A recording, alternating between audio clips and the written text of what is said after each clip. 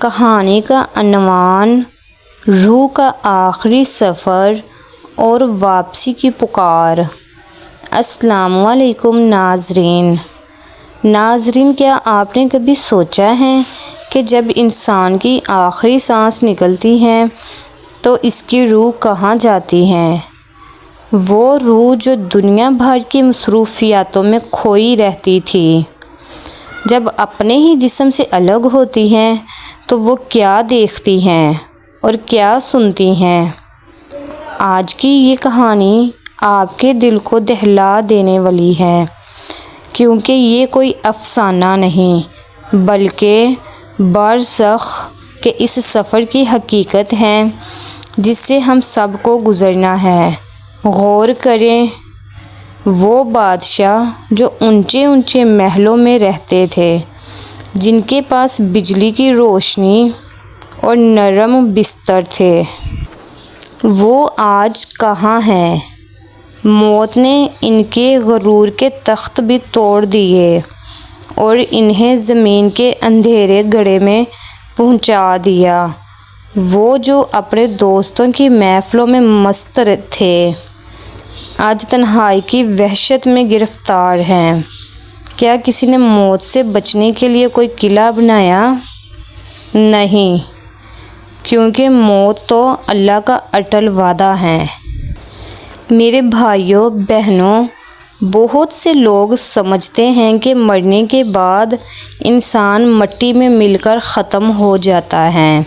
یہ کتنی خطرناک غلطی ہے۔ حقیقت تو یہ ہے کہ موت ایک نئی زندگی کا دروازہ ہے۔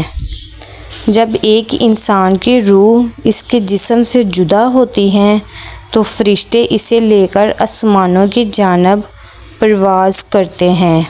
یہ سفر حیرت انگیز ہے۔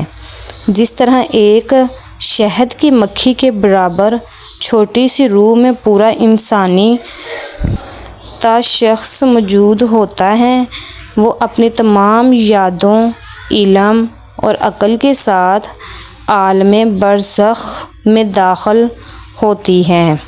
جب میت کو غسل دیا جا رہا ہوتا ہے تو اس کی روح اپنے ہی جسم کے قریب ہوتی ہے۔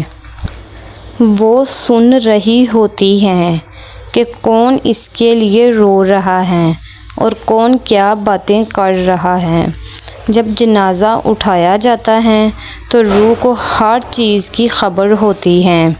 پھر جب اسے قبر میں لٹایا جاتا ہے تو روح دوبارہ جسم میں لٹائی جاتی ہے اور وہاں منکر و نکیر کا وہ اہم ترین امتحان ہوتا ہے جس کی تیاری ہم نے آج کرنی ہے۔ آسمانوں کا سفر تو اور بھی عجیب ہے۔ جب فرشتے نیک روح کو لے کر پہلے آسمان پر پہنچتے ہیں تو دروازہ کھٹکھٹایا جاتا ہے۔ پوچھا جاتا ہے کون ہے؟ جب جواب ملتا ہے تو آسمان کے دروازے کھل جاتے ہیں۔ ہر آسمان پر فرشتے اس کا استقبال کرتے ہیں۔ کہیں اس کی نمازوں کی تعریف ہوتی ہے، کہیں اس کی سچائی کی، تو کہیں اس کے والدین کی خدمت اور صدقہ خیرات کی۔ ہر آسمان پر اسے خوش آمدید کہا جاتا ہے، کیونکہ وہ دنیا میں اللہ کی رضا کے لیے جیتا رہا۔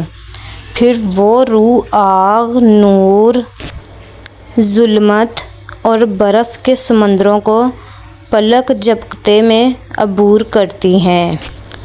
ہر سمندر کے درمیان ہزاروں سال کی مسافت ہے، لیکن روح کا یہ سفر اللہ کے حکم سے لمحوں میں طے ہوتا ہے۔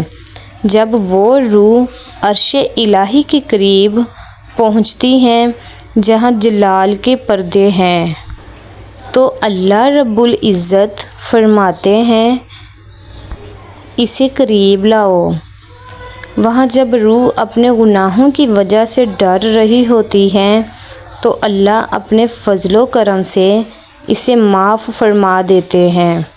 ناظرین، یہ سارا سفر اس بات کا درس ہے کہ ہم اپنی دنیاوی زندگی کو آخرت کی تیاری میں لگائیں، نمازوں کی پابندی کریں، والدین کا احترام کریں اور دوسروں کے لیے آسانیاں پیدا کریں۔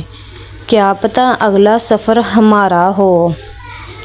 آج ہی توبہ کر لیں، کیونکہ قبر کی تنہائی میں صرف ہمارے اعمال ہی ہمارے ساتھی ہوں گے۔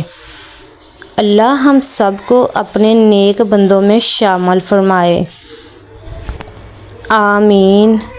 اللہ حافظ۔